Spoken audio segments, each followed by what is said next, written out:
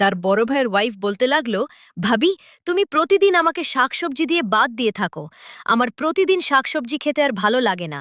ভাবি, তুমি প্রতিদিন আমাকে দুধ দিয়ে দিবা, আমি ভাত খাবো তো?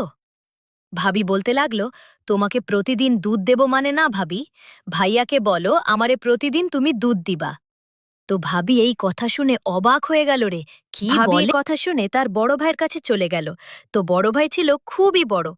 তার বড় ভাইয়ের কাছে ৩৯ পছে বলার পরে বলছে, ঠিক আছে, তুমি তাকে দুধ দিয়ে দাও।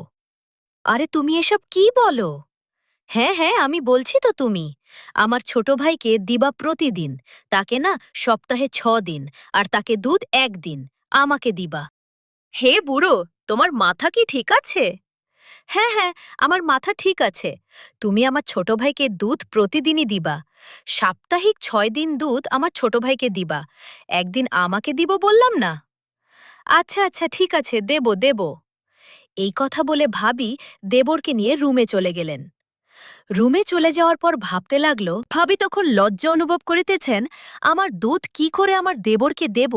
আমার স্বামী এত নিষ্ঠুর। তখন ভাবে চিন্তা করতে লাগল। তখন দেবরে ৫০০ টাকা বাবের হাতে তুলে দিল। ভাবি, তুমি আমাকে চালু করে দূর।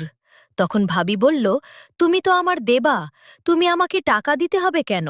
তোমাকে ফ্রিতে আমার দুধ খাওয়াবো। এই কথা শুনে দেবর অনেক খুশি হয়ে গেলেন। তখন ভাবি চিন্তা করে, না, দেবরকে আজকে আমার দুধ দেব না। তখন ভাবি একটি দুধের ১০ টাকা প্যাকেট এনে দেবরকে দিলি। দেব সেটা কি অনেক আনন্দিত হল?